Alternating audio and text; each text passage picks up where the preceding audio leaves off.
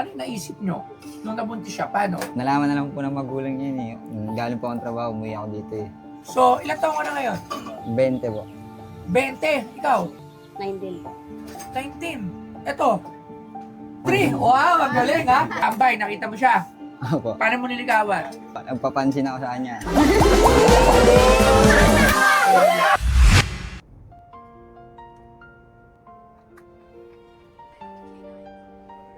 Yun, sa pagbabalik ng kwentong bahay, kwento ng buhay, nandito tayo ngayon sa Murphy, Cubao. Dahil meron tayong bibisitahin dito na batang mag-asawa. Sabi nila parang mga 16 or 17 nata. So tingnan natin yung kwento nila. Siyempre, maraming salamat sa Astron Philippines, ang appliance ng bayan. Ang Cellboy, siyempre, ang cellphone ng bayan at ang Buenas Cares na handa laging tumulong sa mga nangangailangan. So tara, samahan nyo na ako ngayong araw na to.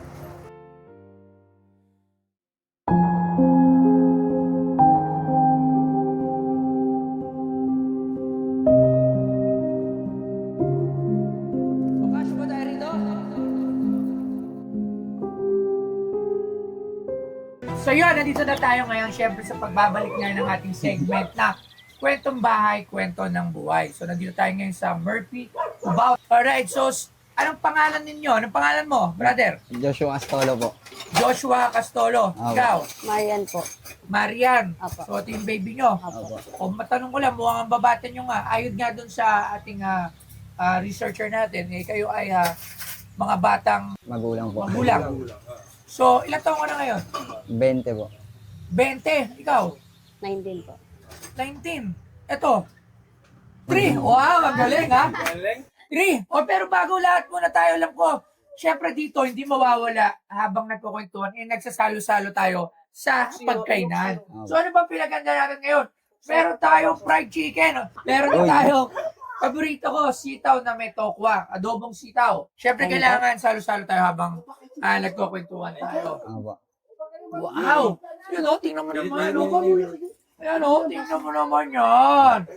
O, alimasag. Opo. 20, 19. Ilan taon ka nung nanganak? 16 po. 16. Nabuntis ka? 16 o 15? 15. 15. Bago nabuntis, magjowa kayo? Opo. Gano'ng katagal? Mga 8 months lang dun. 8 months. Masakit man or medyo hindi tama kasi ang babata pa nila na supposedly dapat nag-aaral. Nag-aaral ka ba nung panahon? Ikaw nag-aaral ka no? All student po ako. Nag-aaral ka. Opo. Ikaw? Grade 8 po. So nagkakilala ka sa eskwelahan ba? Hindi po. Tambay Tambayan lang lang po. po. Nakita ko po siya, niligawan ko lang po siya. Sweet ng dalawa ha. Saan ikaw? Tambay, nakita mo siya. Opo. Paano mo niligawan? Nagpapansin ako sa kanya. Nag-aaral ka nun. Opo. Pero bakit, yun nga, katulad ng sinabi mo, kasi ikaw, literal mo sinabi ngayon na mas madami nang dumaan bago mo naging asawa to. Mas marami ka nang naging boyfriend. Hindi ba, hindi sa pinapakalaman ko pero dapat, hindi ganun eh. Dapat, it should not be like that na parang proud ka pa at the age of 16. Tapos, siyempre, ng buhay. Tapos, nag-aaral ka. Pero, ang focus mo hindi para sa pag-aaral. Tama. Di ba? O. Di ba? Ngayon, natatawa tayo. Pinagtatawanan natin yon. Pero, in real life, hindi siya tama. Hindi po. Di ba? Kasi instead of dapat nag-aaral ka. Opo. Di ba? Tapos, pero sige, wala na nangyari. So, sige, nagsagutan na. Kailan naman nangyari yung si baby? Ano pa na baby? Maria Faith po. Kailan naman siya nabuo? Mga 8 months. So, ilang buwan mag-isa. din. Di ba? So, ngayon, di nangyari nga nabuntis. Sigurado, ang nangyari ng problema. Tama. Ano yung naisip nyo nung nabuntis siya? Paano? nalaman na lang po ng magulang niya yun eh. Galing po akong trabaho, umuwi ako dito eh. Sinabi na lang po Uy, sa ikaw. akin. Naalata na rin po ng nanay niya. Nabuntis. Opo. Tapos, sinabi mo na sa magulang. Nabuntis. So, doon na nagsimula na nagsama kayo. Opo. So, yung unang pagsasama nyo, sigurado ako, sobrang daming problema. Ang dami. Ano yung mga problema na naranasan? Nalaman ni mama na buntis ako. Hindi siya makauwi dahil kay kuya. Nung nalaman, kuya, nung nalaman mo, anong ginawa mo? Siyempre, pinano ko rin po siya nun. Kaya pinalayas ko rin natin. Pinalaman ko nagalit po ako sobra. Sino pinalayas mo siya? Sila pong dalawa. Pinalayas ko rin sa nung nalaman ko po buntis siya. Pero po yung mga tagal-tagal na, ito lang po ang magagawa eh. Buntis na po eh. Tinanggap mo na. Tinanggap na. Saan ang magulang niyo pala? Namamasada po. Namamasada. Mamasada. So ikaw, nakatapos ka? Opo. Nakatapos ka ng high school, gano'n. Opo. So ito, bata. Opo. So talagang masakit para sa kuya, parang Sakit po. kaya hindi mo natanggap na una. Pero, ayun nga, nangyari na. Eh yung sa inyo, sa part nyo, paano mo yung mga pag-check up? Opo.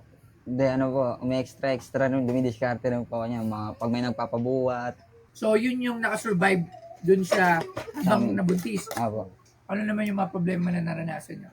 Yung nagkasakit po yung anak namin. Anong naging sakit ng anak nyo? Pneumonia po. Pneumonia po. Uy, napakadelikado ng pneumonia pagdating sa bata. Isa yan sa pinaka Delicades. delikado. Nakita naman natin yung hirap ng buhay. No, hindi na tayo magpapanggap na hindi mahirap. Hindi na tayo magpapaka-plastic. Alam natin sobrang hirap ng buhay. Nakita naman natin, ilan kayo nakatira dito ngayon? 15 po kami lahat. 15. Opo. Paano kayo napagkakasya dito? So, Meron pa po sa baba, meron kami dito, tapos meron. dito sa taas na to, ilan kayo? Bali po 15 po lahat. Dito kami sa magkakamag-anak po, 15. Pero dito sa taas, natutulog kami, 6. 6. So, nandito, di ba? Nakita nyo yung buhay, yung totoong nangyayari sa mga tao na nasa laylayan, di ba? Paano nila na-provide yung araw-araw na gasto? Minsan po kay mama, kay papa. Kay papa, mama. Alam mo yun ang maganda sa ating mga Pilipino eh. Kahit sobrang hirap ng buhay, pagka kapamilya ka pa rin. Natanong ko na sa inyo yung mga dapat kong itanong. Kasi ako, itong palabas na to, itong segment na to sa akin, gusto ko lang talaga malaman ng mga followers ko yung mga totoong nangyayari sa mga buhay-buhay na hindi natin nakikita. Araw-araw, pagising nyo pa lang problema na. Katulad ng panggastos. May babayaran kayo. Opo. Bills, pangkain, gatas. Lahat problema. Gigising kayo araw-araw. Pag-ising nyo, problema. Ngayon, ang tanong, ano yung naisip nyo para mabago yung buhay? Meron ba kayo naiisip? Ikaw muna, bilang ama. Ano yung naisip mo na maaaring magbago ng buhay nyo? Pag sumikap lang po. Sa pagsumikap nyo, hindi tayo masisiguro na pwedeng umangat yung buhay nyo. Pero at least, meron kang ginawa sa pamilya mo na araw-araw pwedeng makatustos dun sa pangangailangan nyo, di ba? Ang kasama ng pagsumikap, ang hindi kawalan ng pag-asa. Opo. Yan ang lagi mo lalagay. Kasi pares lang tayo.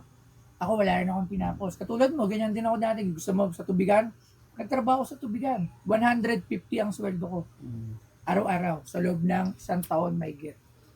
Araw-araw 150 lang ang sahod ko. Nagsumikap din lang ako at hindi ako nawalan ng pag-asa. Yan dalawang yan. Yan lang yung dapat nyong gagawin. Kasi habang nagsusumikap ka, yan, nagsipag ka. 10 taon ka na nagsipag, wala pa rin nangyari. Minsan, panghinaan ka na ng loob eh. Mawalan ka na ng pag-asa. Pag nawalan ka ng pag-asa, mababawasan na yung effort mo o yung drive mo na magsumikap. Hanggang mangyari na dyan, mas lalo ka ng bababa. Ang mapapayo ko sa'yo bilang ama, laging isipin mo, laging may pag-asa. Para yung pagsusumikap mo, hindi mawawalan ng sigla. So yun, bukas sa magtrabaho, huwag mong kakalimutan, suportahan yung tatay ng anak mo o yung asawa mo. So, hanggat ngayon na medyo bata pa, sana makinig kayo. Hindi ko naman sinabi na magaling ako, na tama yung sinasabi ko. Pero, nagbibigay lang ako ng payo based on my experience. So, ito pala, may last pa akong question. 5 years from now, ano sa tingin mo, ikaw, Mapagsarili na rin po kami ng ng pamilya? Opo. Ikaw? Yan din. Pagsar. Ano ba? O sige, gawin niyo yan, sinasabi niyo, tandaan niyo yan after 5 years. Lagi niyo niisipin, ilagay niyo yan sa kukote niyo, na meron kayong 5 years na sinabi kay Boss Toyo na gusto niyo mangyari sa buhay niyo. Opo. So pag 5 years na, at nakapagsarili na kayo at maayos ang buhay niyo, puntahan niyo ako. Bibigyan ko kayo ng 30,000 pesos. Wow! O, pero syempre, after 5 years pa yon, ang tagal pa nun. Kaya ngayon, meron din akong konting regalo sa inyo. syempre, unahin ko na muna ang, ano bang appliances? May TV ba kayo rito? Wala po. Alam, meron na ako bibigay sa inyo. Sino marunong maglaba?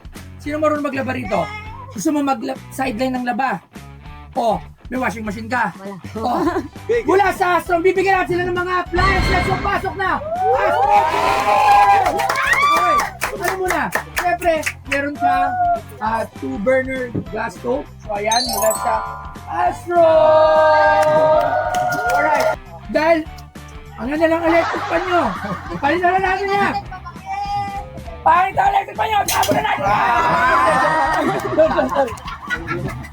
Palitan na natin mula sa Astron! Ayan, yan si Coco. Okay, so siyempre, dahil wala kang rice cooker at kalag ka lang, meron kang rice cooker, alam nyo ba na gatong kalite kayang humandal ng isang sakong bigas? Siyempre, pag wala kayong libangan, konting radyo, ayan, radyo din para kahit lobat na mga cellphone, may radyo din. At siyempre, may TV ba kayo? Vamos! Meron tayong TV! Walang may TV sa inyo, ha? Sure, wala kayong TV. Wala kayong TV, ha? Bakit? Wala po. Ito naman, isa. Hindi ka kakalin. Washing machine. Diyan sa baba. Meron akong binigay sa inyo na washing machine 6 liters Ayun. mula sa Astron. Ayan, magagamit mo siya. Pwede mong gawin pang sideline, tumanggap ka ng labada. Alam mo, ako nga dati naglalaba rin ako eh. Pag mati ako, paglaba ko sila, bibigyan lang ako ng 100.